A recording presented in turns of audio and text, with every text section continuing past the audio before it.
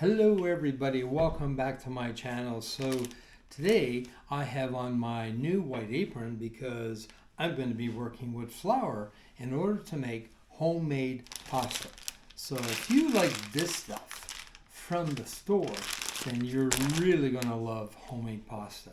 It's just pasta on a different level, and the difference is like night and day. It takes a little bit of effort, a little bit of elbow grease, and a bit of time, but your family, friends will love you forever. So without any further ado, let's get into it and start making some pasta. So let's add in the 2 cups of flour, and the measuring cups are loosely filled. You don't want to pack down the flour, and as loose as possible. You'll see many recipes on the internet, and they vary in degree the amount of flour that's needed, and many of them they'll tell you the weight of the flour instead of by measuring cups. I don't know. I have a kitchen scale, but I prefer to do it by a measuring cup. So it's that simple. So just going to get the salt mixed in nice, and we're going to put in 2 room temperature eggs, and that's this almost a similar recipe on the net.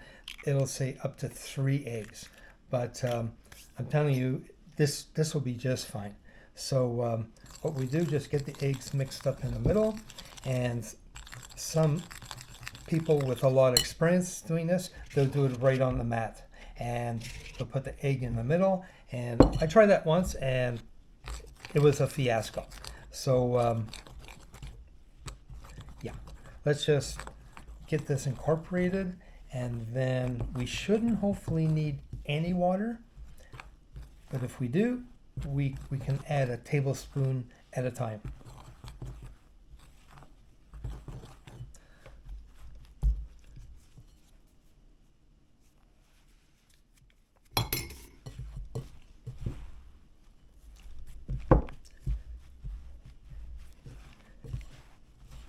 Okay, so it's been a few minutes, and the flour is just not coming together the way I'd like it.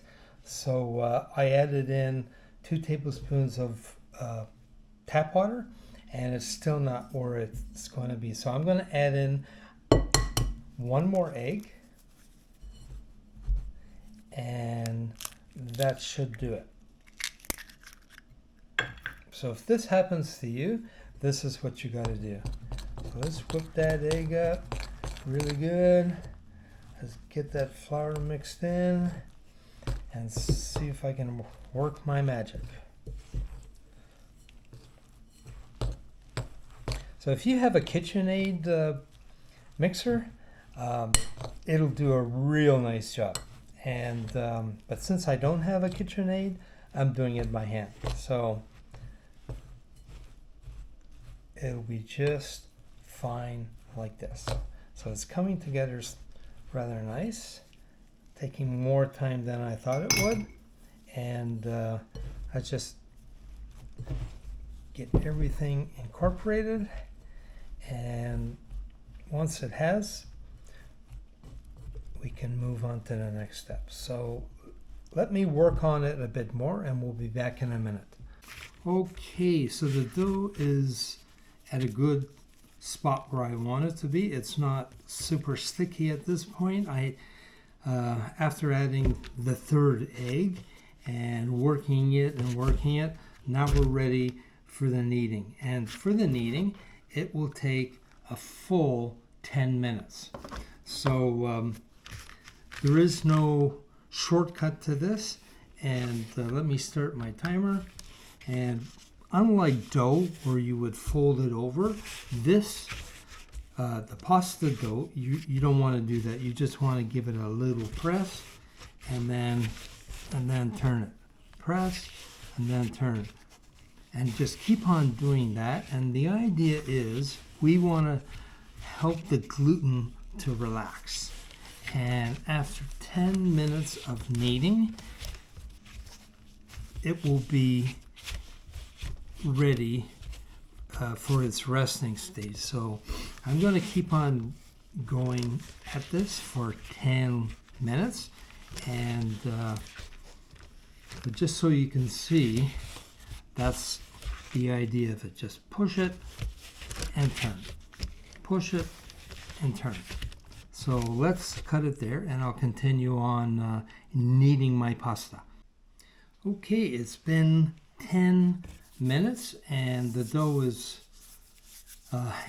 in a spot that I want it to be in, and it's no longer sticky, and I worked off most of the gluten. So now at this point, what you have to do is wrap your pasta ball in saran wrap and let it rest 30 to 60 minutes at room temperature.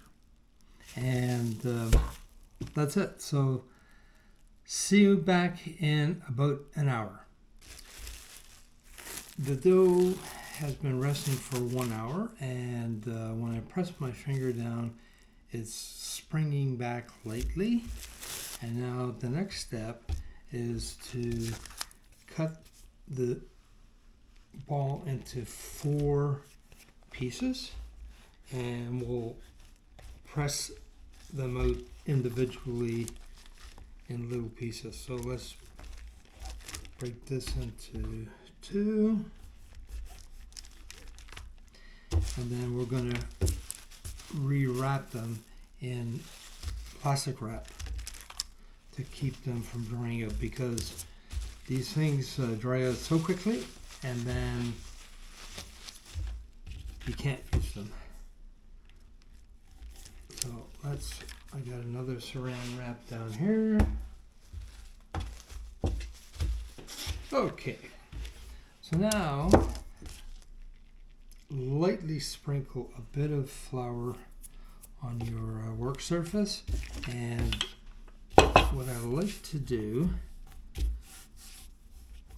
is keep this rectangular as possible. And initially, I want to roll it out with a rolling pin, and then I'm going to use my pasta roller machine to further refine the thinness of this. So my pasta rolling machine, I bought it in 2000 for $50, and I would imagine by today's dollars that's a little bit more, but what a solid investment. It comes in this piece, and then you bolt it down to your work surface. So in my case, my dining room table, and I put a cutting board underneath so it doesn't destroy my table. And it comes with 2 cutting blades, and that fits on the front of the machine after you roll out the dough. So let me put this aside and start rolling out my dough. So this beautiful machine, it has different settings on here, and I have it on the widest setting. So there's 2 rollers in here. It's on the widest, and what you want to do is feed the dough into the machine, and it comes out this end. So what you have to do is roll out the dough a few times on each setting, and then once you've done that, then take it down a notch. And ideally what you want is the dough to be the same width as the track that it's going to be fed into. So now let's take it down 1 more notch.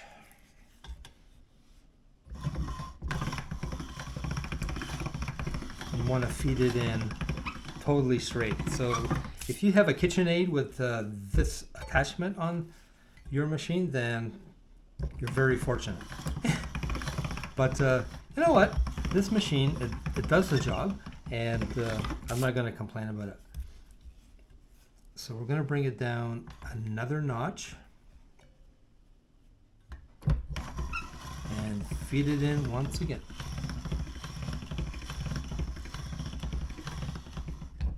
So that's the first round on that notch, and you can see it's not sticking to my hands or to the machine or getting jammed up. So there's no need at this point to add more flour.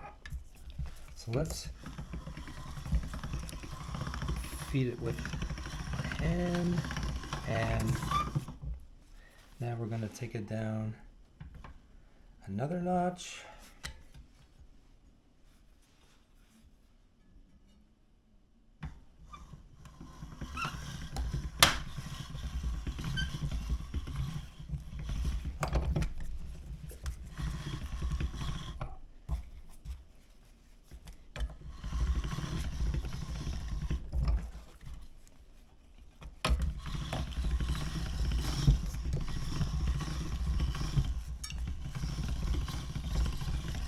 At some point here, it started going in the wrong way, but basically I am happy with the thinness of this. So you can see my finger through there. That's where you want to be. So now we'll cut up the pasta. So I have attached my cutting blades to the end of the roller, and I've cut the dough into two pieces. So this is the length of my pasta. I also bought in 2020, at the same time buying that machine, is this pasta drying rack, and it folds up really nice, and it goes in that box way over there. So when it's not in use, it's out of the way, and it's really handy. You just hang the dough from here. So let's move over here and start cutting some pasta. So the cutting blades, each of them have their own little socket to plug in the handle to crank the wheels. And let's park my camera right here, and let's start turning and cut up some pasta. So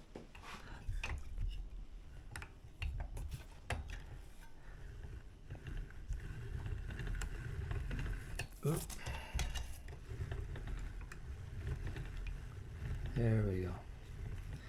I was letting it hang off the edge, but my hand, it has to be up here to feed it.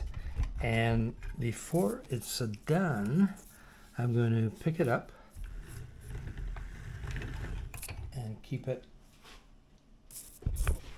like this. So what you want to do at this point is, so if you didn't have this pasta drying rack, what you should do is just roll it into a round circle like this, and then spread some flour on the top.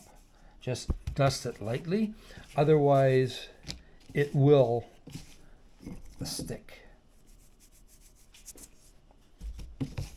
So we're going to take that, put it on a drying sheet. I've got wax paper, and I covered it with a towel. And so let's do another one and see what happens. I'm going to use the exact same blade. Start cranking.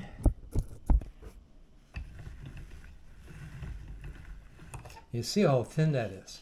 So that's what you're aiming for.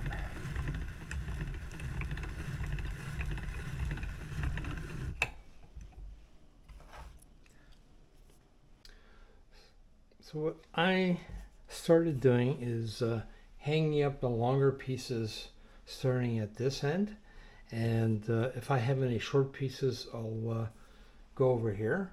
And pasta can stay out for a couple hours easily, and when you do that, the pasta is really going to dry out nice and stiff. And it'll be easy to handle, and then it'll be ready to throw into the boiling water, which only takes like a minute, which unlike store-bought, which can take like 10-13 minutes, this will only take a minute. So, oh, I got one more over here. So let me roll out the other pasta roll dough, and we'll roll that out too. So the second dough ball, I've cut the pasta into 3 short pieces, and this is the length that I want for this section of pasta. So we're going to insert that into my machine, and I'm going to use the other roller and just see what we get here. So it's more like a linguine, I think. So we got individual strips like this, and I'm quickly going to detach them because it didn't come out individually as I would like it to.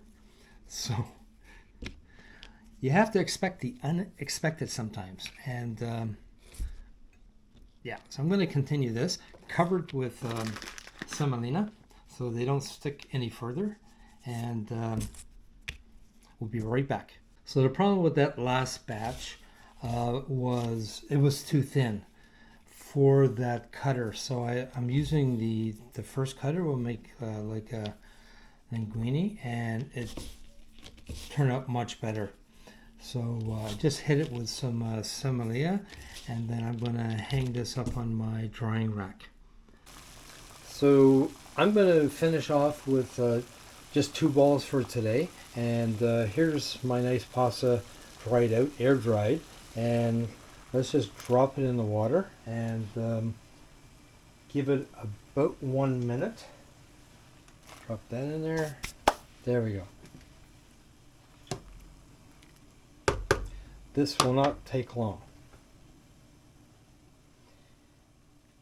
And then we'll serve this with the homemade 3-ingredient spaghetti sauce that I made yesterday. So it's going to pair up really well. Turn down the heat just a little bit.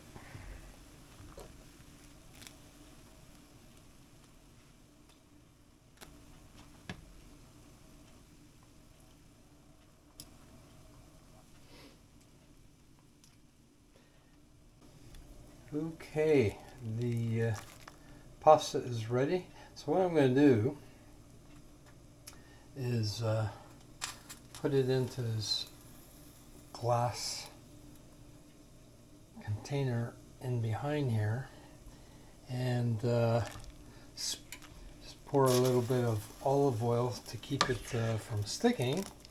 And I'm going to continue cooking the rest of the raw pasta that is standing right beside me. So let's do that. I'll just show you. So here we go.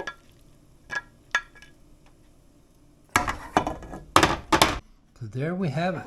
My 3-ingredient pasta sauce. On top of that, a bit of mozzarella, and I mean, wow, what a meal.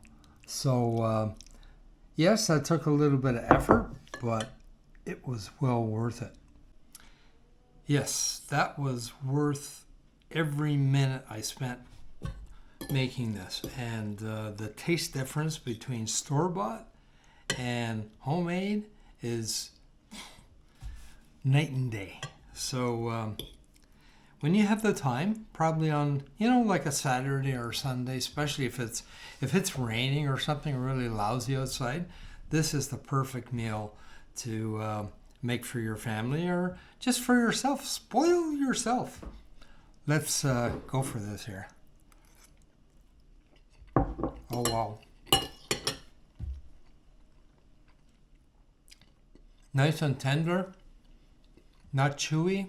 It's perfect. So try it soon, and thanks for joining me on my channel again today. Please give me a thumbs up. If you haven't subscribed yet, please do. Then you'll know when I've uploaded new videos. So with that said, have a great day. Thanks for coming by. Catch you on the next one.